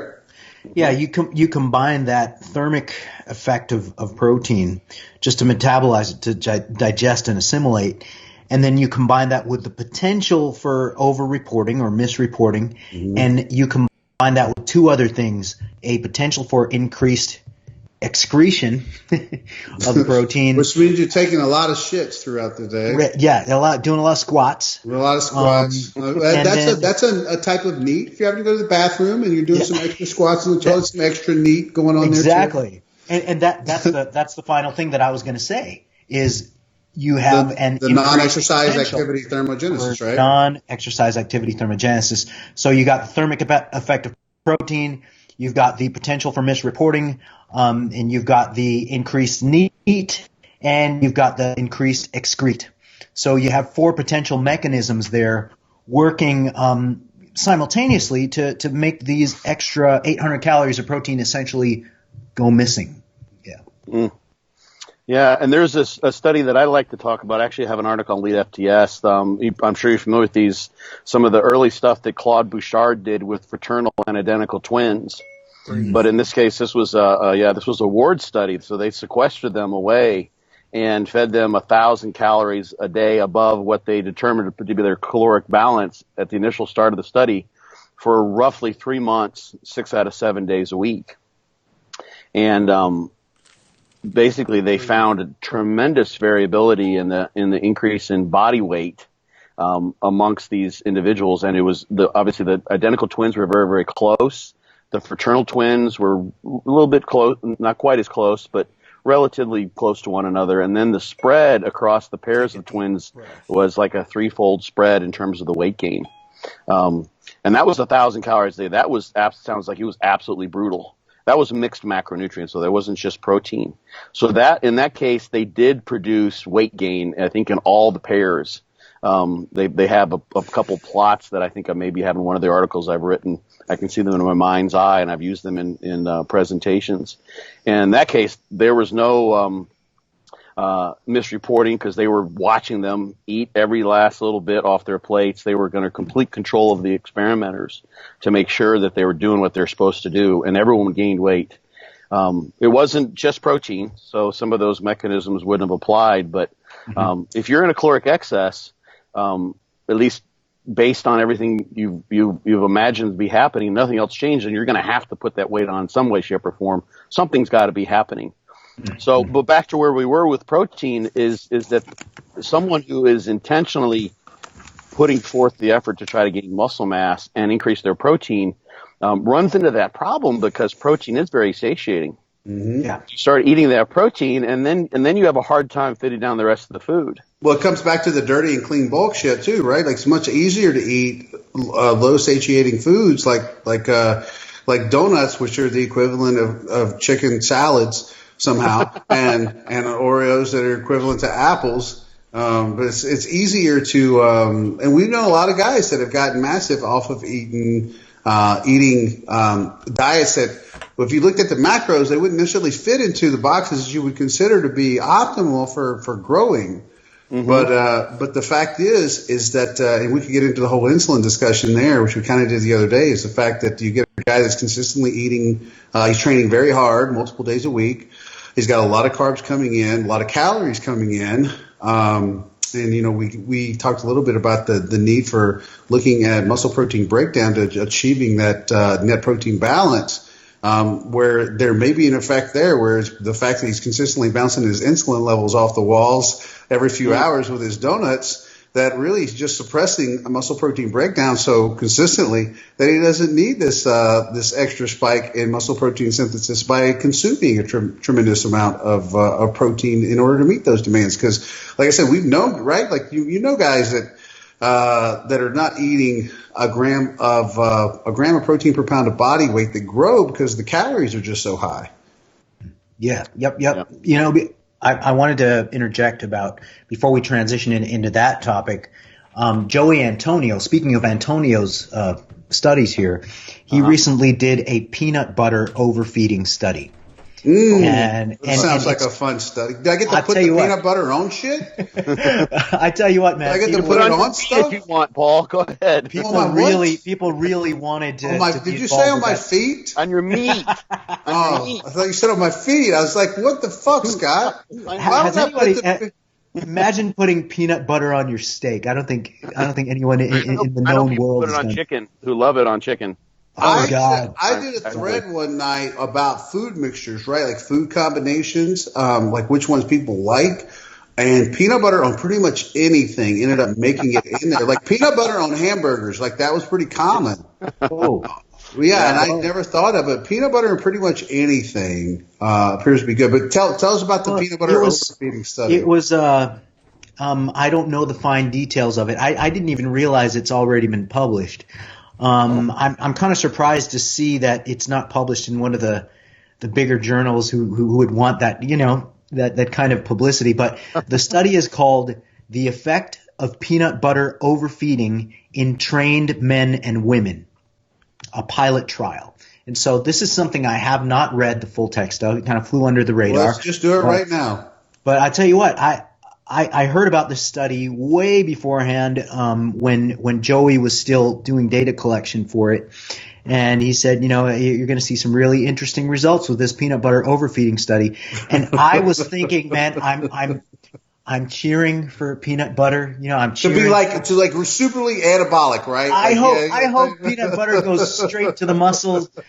But you know, unfortunately, they just gained fat.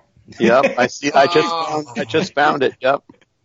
So it kind of sucks, you know. You can overeat the hell out of steak, right, and chicken, and everything life will be great. The calories will disappear, but you know, with something like peanut butter, you're not going to be as lucky. Unfortunately, they did not beat around the bush. I've got the abstract here, and it's just sometimes you get like maybe 2 or 3 sentences, and the conclusions just one sentence: overfeeding on peanut butter. 500 plus calories per day results in an increase in body fat. Boom, that's it. You get nothing else. You want to get fat, peanut butter. So yeah, I hated hearing that. You know, I wanted to switch on my biases and be like, okay, let's do that. There's a lot of let's all replicate that. Let's try to replicate it and then cook the data so we make peanut butter look better than this. There's a lot of bikini competitors and figure competitors that are crying right now. So let's make the obvious comparison here. We've got the Jose Antonio study. Overfeeding of protein, 800 calories per day, does not result in an increase in body fat, whereas peanut butter, only 500 calories a day, does so. Oh, yeah. I think those macros might be different. Oh, yeah. Yep. Yeah, you know, that's kind of the point that I was making earlier. So you take somebody who legitimately says, okay, I want to get in shape, and you just steer them towards saying, listen, make protein the priority in your diet. And one of the things, it doesn't sound like much, and some people call it bro science, but one of the things I do, like even with like my clients, I did it with my girlfriend and everything, is I would say, eat your protein first. Like in a meal, eat your protein first. It's like most people don't think about the syntax of when you're eating, right? But if somebody eats, like really enjoys vegetables and they're eating a lot of vegetables, and they eat their vegetables and starchy carbs first, you don't leave a lot of room if, say, you take somebody that's a slow eater and it takes them, say, 20 minutes to eat a meal, right? And they say they eat their protein last. Well, a lot of times they don't end up finish eating their protein because they become satiated on the food that they ate before that. Whereas if they ate the protein first and then, say, ate in an order, say we take somebody that's a slow eater. That's another kind of a little trick, right? Is if you take 20 minutes out to eat each meal and actually take that 20 minutes, you'll tend to eat less. Like I eat like a war machine. So it's like in that 20 minutes, I'm trying to fit as many calories in as possible.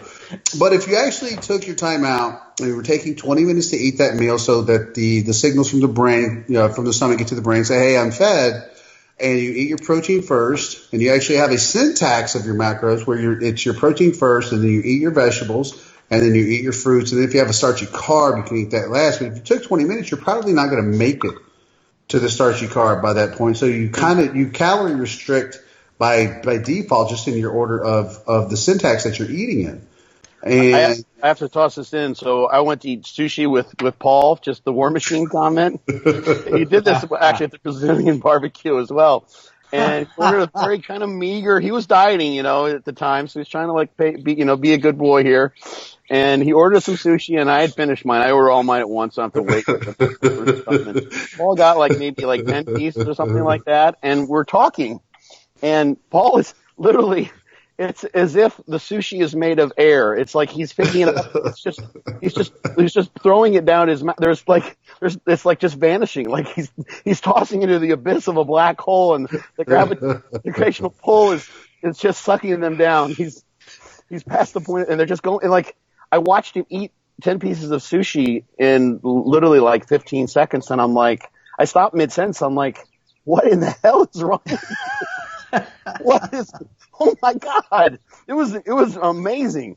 And he was thinking nothing of it, as if he was just breathing. The food was just flowing down. I didn't get anywhere near enough sushi that day either. I had to make a second order, because it wasn't enough the first time they brought it up. But then when the next time we went out to eat, Brazilian, that's why I asked Scott if he'd ever been. He said, have you ever been to a Brazilian steakhouse? And he'd never been to one. Oh, I had. I had. Yeah. Several times, but not in a long while. Oh, okay, that's what it was. So you hadn't been to one, and so we went to the Brazilian steakhouse and we ate there, and I stayed. Scott, he turned over red really fucking early, like a little child. It wasn't bad. He pounded his meat and checked out fast. I don't know. That's okay. He ate pretty good, but I was there for a while. What was those friggin' bananas? That was what it was. You were laughing by the end of the night. So you've been to Brazilian steakhouse, right, Alan? Been there, yep, a couple times. They bring out the bananas that are in the they got the cinnamon and all that stuff on them. Okay, so I love those. Those. Do you save them for after? Do you save them for after? Or I eat while and after. That was supposed to go. You ever seen an alligator eat an antelope where it just goes like this and it just falls down its belly? That's Paul. That's what Paul does. They just slide down the whole thing. There's no mastication. There's no nothing. It just goes right in and down. I ate either 12 or 15 of them at the end of the meal. Well, the proof's in the pudding, man. Get straight to the muscles. Yeah, it's I think it was 12. It was 12 or 15. Scott was making jokes about it. He's like, "Did you eat?" I think it was 12. He's like, "Did you eat 12 of those bananas? Like 12 of those trays of bananas?" He's like the David Blaine at eating, because I didn't even see him eat one of those. They just went like this, and I had to look around behind his glass of water, and it was gone. I'm like, I guess he ate that because it just went. I'm just thinking Paul's plumbing system must be turbocharged or something like that. No, a lot of people think that, but I'm really people say stuff if you eat all that, you're gonna have the shits. I'm like, I'm really okay. It's like my digestive system is adapted for survival purposes. I think you're like a Klingon and you have 2 GI tracts or some shit, Yeah, it's like my digestive system. I'm like, nah, bro, this is normal for us. We've been doing this since we were 17 years old. Man. Wow, that's so. That video when it comes out of the 15,000. I've already mapped that out. I've mapped that out. It's I've got the whole. You and I were part of that. We talked about how to strategically set that up in the morning. And this is kind of a good conversation for the guys who want to. Yeah, that want to grow. Is I think you start off your day with your fats and your proteins, because carbs, are super satiating. They can stick on you for a while. So if you're training at noon or you're training later in the day, because I'll probably train twice that day, but I think in the early part of the day, I go with fats. I can digest eggs and red meat. It's almost like I ate nothing. So I can go with a big steak, probably a dozen eggs first thing, and eat that and feel totally fine. I had no problems. It's when you start injecting all of the overly processed stuff that it just bogs you down. Like, it's tough to get past. Although I will say I already have this figured out. Like, the chicken nachos at Cheesecake Factory are 3,000 calories for the chicken nachos. And then a slice of, they have this big gigantic ass chocolate cake. It's not the cheesecake, it's a chocolate cake. And it's 1,770 calories. Wow, so that's 1/3 of the way there. Yeah, that's one meal that you can just go there, have 3 meals of that, and you can meals. There. I don't know, dude. Like, there's so much I want to eat that day. Okay. Like, I'm going to want to have other things. Dude, I honestly, man, like, I am such an amateur when it comes to that, man. I've seen your pics and your storylines. Your wife is an exceptional cook, isn't she? She's amazing, bro. She's amazing. I've just never had the nerve to eat that much food, man. She's a great baker too, isn't she? She's just the best all around, man. She's a unicorn, man. Unicorn. But you're always putting up chocolate chip cookies because that's my deal. That's my jam. And I see you putting up chocolate chip cookies like every couple of weeks. What is going on in that house? Why are you getting chocolate chip cookies every other week? I don't understand this. It's kind of seasonal, man. It's kind of seasonal. She's one of these folks who just gets a lot of joy out of cooking all kinds of stuff, whether it's, the main dishes, the desserts, everything. She's just really good at it, man. She's been doing it for a long time. And, it's interesting because I think she's the best at it. And she has a lot to offer in terms of, teaching folks how she does what she does. And, it's really something, man. Thankfully we've got a really healthy kind of palate, like I mentioned. And this stuff, the indulgent stuff, is more in moderation. But hey, we're talking about gaining weight here. I don't want to mess you up, so go. See, I'm going to be out in California in a couple of weeks. Ooh, well, yeah. You're coming down, man. Like, here's the thing: like, if I come down and your wife makes this big spread, there won't be any moderation that's going on there. I will eat you guys out of house and home like that evening. But I want you to understand what's on the table before we get started here. I'll get it ready, man. I'll reinforce the toilets and everything. Yeah, remember that scene in The Winter Soldier where they're in the elevator and Cap tells everybody in the elevator, says, before we get started, anybody want to get out? Yeah, it's kind of like that. It'd be like that. So I'm going to tell you and your kids and your wife that before we get started, anybody want to get out? We'll be ready for you, man. Yeah, we will be ready. All right. Well, we're at what are we running now? Like right at 2 hours, right? Yeah. Yeah. Let's wrap it up. First off, I want to say thanks to Alan for coming on and being a part of the Swoley Trinity with us, like stepping out of the last basically almost a year now, where it's got, like I said, I'm super impressed with all the work you've done. I'm really grateful for the friendship that you and I have cultivated during a tough period. I think that those are things I think you end up being thankful for in your life, that the people step up to the plate when you find yourself kind of in those storms, right? And it's kind of weird. It's like, Scott and I, our friendship has developed slowly over the past few years now, where he's pretty much my closest friend, and he's been there with me through a lot of really, really tough times. My mother passed away about 6 weeks ago, and every day Scott was in my ear checking on me. Those kind of people that you don't get a lot of those kind of people in your life that say, hey, I'm just here for you for a lifetime, here for you through the good times and the bad times. It's kind of funny. I won't say I lost, but there were people that I considered close friends that after my mother passed away, I never heard from. They didn't reach out. They didn't text me. They didn't call me. And I'm like, wow, that's interesting. Hey, what's up, guys? One of the things I do in those particular situations is I realize you don't really lose people as you go through life. You narrow it down to the people that matter the most. Real soon. Happening live and that's kind of how I view every time you have a storm like this that rolls in. It weeds out not only the dysfunctional parts that you deal with internally, but also the people in your life who are only going to accept you when you're at your best. Guys, I am in the studio. And so they all have significant purposes for each of us in that way. But I'm glad you're on with us. Scott, I'm glad you're here with me. You know how much I love you. And I know I look forward to so many more of these and for us to tackle so many other topics. I didn't even get a chance to shit all over that dickbag James Fell, but trust me, we'll get back to that at some point. That is not off my radar because I'm going to take at least an hour and take a dump all over that.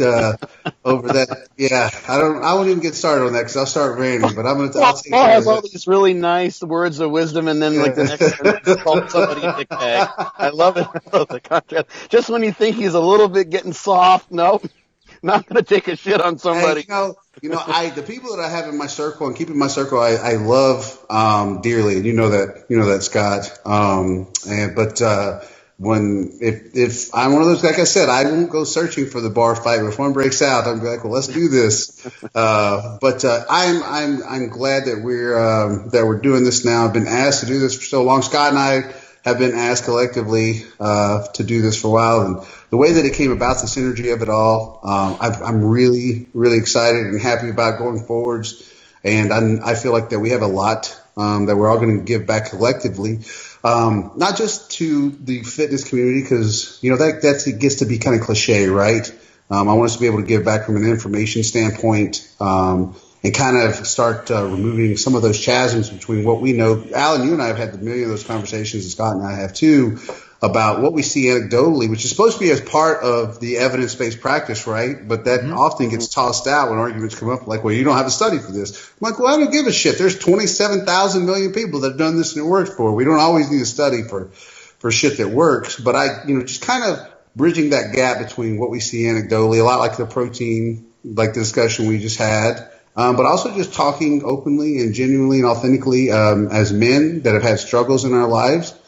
Connecting with other men, you guys have talked about it. I meant to send you both of you guys my article on depression, and I think that's another big topic that we need to hit on. But I look forward to crushing more of these with you guys, and I think that we have a quote unquote bright future ahead of us in podcasting.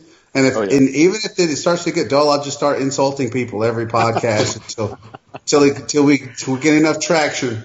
Right. For a guy with initials PC, you are not at all. No, I'm not. I won't ever be. Like I said, I love people, but I'm not afraid to speak my mind. So I'm interested in hearing the feedback, and I hope that we met the standards for some people that wanted to know how we were going to do this. We didn't talk about relationships and psychology too much.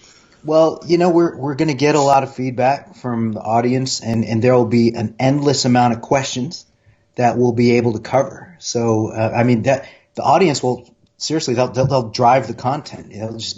We'll tackle the questions. Oh, absolutely. That will be. We'll have a never-ending supply of that. It's kind of like I follow Ben Shapiro and Matt Walsh and Jordan Peterson, all those guys. Like, society every day provides them with an abundance of information to talk about. So we have the same kind of thing going on in this particular field. But at some point, I want to broach the other topic. I don't want it to just become a fitness podcast. I think there's way too much collective knowledge through life experience here. Like we talked about the various pitfalls that we've all had. It's kind of interesting the group of us three. Like, Scott's never been married. I'm divorced. Alan's been married for 19 years now. So both of you guys are nerds, and I'm a very, very, very sexy intellectual meathead. So, there's a lot of different type of men and women we can connect with on a lot of various fronts, I think, because of our backgrounds and kind of the paths that we took. And I think that's what will kind of separate us in some ways from a lot of these other ones. So I'm excited about going forward with this with you fellas. For people who are watching this on Facebook right now, other people will know, depending on where they see it, we're on advicesradio.com. Thanks to Scott McNally, who's in the background coordinating this, putting up all the... Scott's our Jamie. If you've watched Joe Rogan, that's our Jamie. Hopefully Scott's smiling there. I can't even see him. He's completely made himself invisible. It would actually be cool if Scott kept himself on, but just didn't talk. I can take the screen over at times, but maybe I'll jump up at times in the corner or something like that. But I'm gonna stay out of this and just listen. Yeah. So we'll be there. I think we're going to get this up on YouTube. We're not sure exactly where, but I presume probably as they'd have with the other Advices Radio podcasts, there'll be a Q&A thread somewhere over there in the discussion board, the forum on Advices Radio. So we can use that. We've used Facebook before too. We're not constrained to any particular platform for getting questions. So I'm sure there's going to be plenty of them on Paul and the Advices Radio and Scott McNally's Facebook page. So we'll gather the best, and we'll just, as Paul might say, shit on the rest. And I would say that you did, but I'm rubbing off on you. Apparently, I'm imagining what you might say, and we'll go from there. But this is going to be a blast. Who knows where we're going to go? But hopefully, we're going to get some pretty good directions from the listeners. So I think with that, we're going to be out. Unless anyone else has anything to add. No, I'm good to go. I think we had a fun, fulfilling first episode. We touched a lot of the heart fields. We touched on some studies, and we'll keep it mixed up. Figure out the topics that we're going to hit on. We're going to try to record every 2 weeks. Yep.